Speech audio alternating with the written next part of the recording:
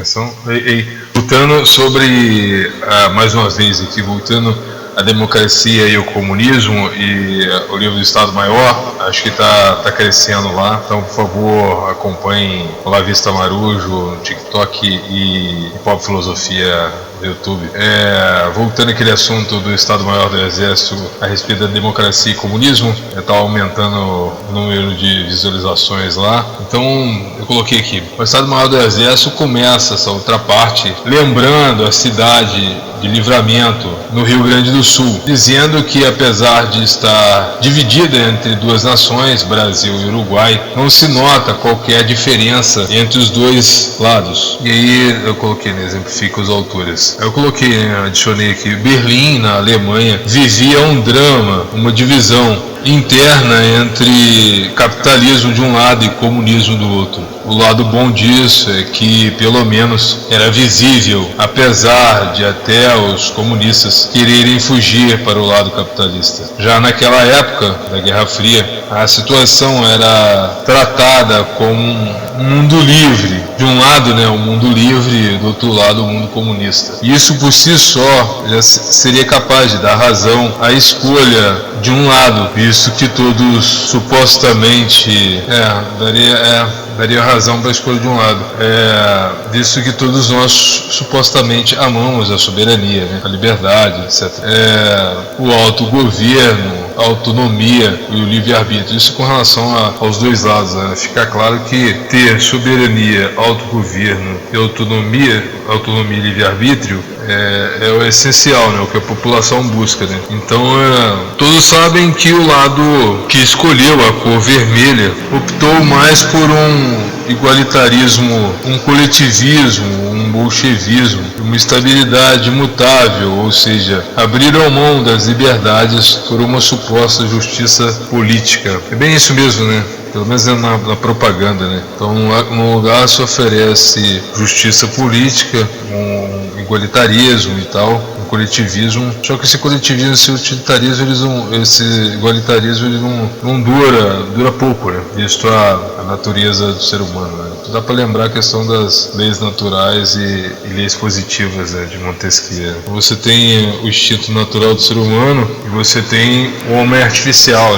desejado por mar. Aí dá para lembrar também Maquiavel, e aí não para mais. Esse homem positivo da mentalidade de Marx aí, evoluído, é o extremo oposto da visão natural. Apesar do Maquiavel fazer uma oposição à religião, com a sua, como se diz, o seu pragmatismo aí, muitas vezes contrário à moral da época, na verdade ele acaba falando basicamente o que a igreja também acredita que o homem seja, pelo menos biblicamente. Por isso que Deus diversas vezes desejou acabar com a humanidade.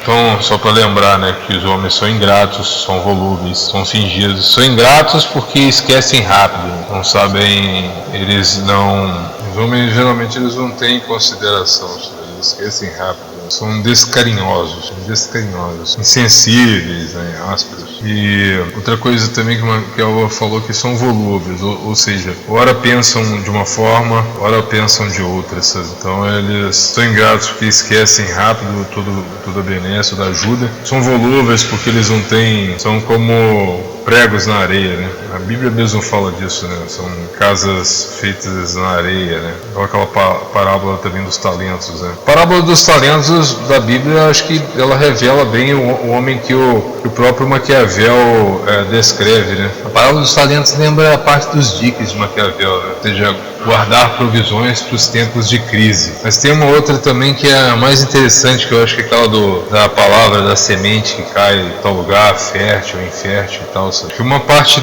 da ideia das sementes é o homem que todo mundo engana, Não tem o pensamento fixo, Não tem visão, não sabe onde quer chegar. Bem isso mesmo com Maquiavel descreve, não tem pensamento direcionado, Por isso que os passos comem as ideias, tiram essa pessoa do caminho, Outra coisa é a necessidade de criar raízes, de não abandonar. Por isso que quando ele fala do homem vulnerável, é esse que não tem raiz, Não sabe o que diz, acredita naquilo que todo mundo diz, não acredita em qualquer historinha da carrocinha, e se perdem à toa, etc. Então dá para extrair bastante com relação a isso. E continuando, eu coloquei: o livro faz questão de lembrar algo pouco lembrado a respeito da índole comunista. A índole criminosa que foi capaz de apoiar a Alemanha nazista na invasão da Polônia, né? A Rússia, como todo comunista, foi uma traidora naquela época, aliando-se aos alemães no Tratado de Ribbentrop-Molotov. A parte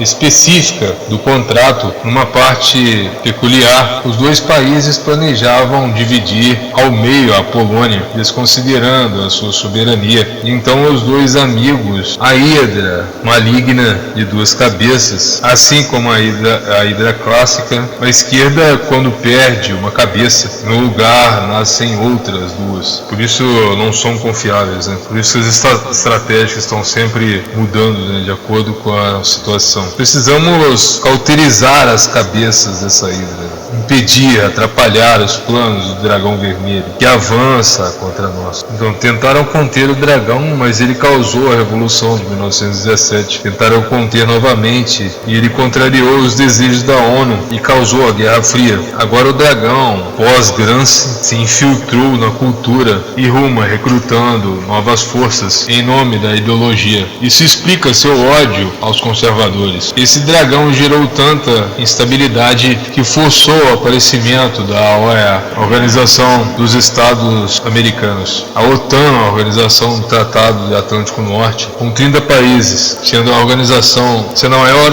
organização político-militar do mundo. Tudo isso para tentar intimidar os avanços da hidra, do dragão. Para ampliar ainda mais o sistema de defesa contra a suposta investida do dragão, os países democráticos criaram ainda a Organização do Tratado do Sudeste Asiático, uma versão asiática da OTAN. Para isso, ainda foi criado um tratado no Oriente Médio, chamado de Pacto de Bagdá. Essas ações inibiram uma possível investida do dragão vermelho, mas não foram capazes de intimidá-lo por completo. Apenas forçou para que outra cabeça nascesse, a cabeça da doutrinação através da cultura. E uma cortina de ferro foi levantada, de um lado os países livres ao capitalismo, do outro lado os utopistas, divulgadores do sistema socialista. E eu deixo a próxima parte aí um pouco mais a respeito desse livro. Acho que foi válido até aqui. Até mais.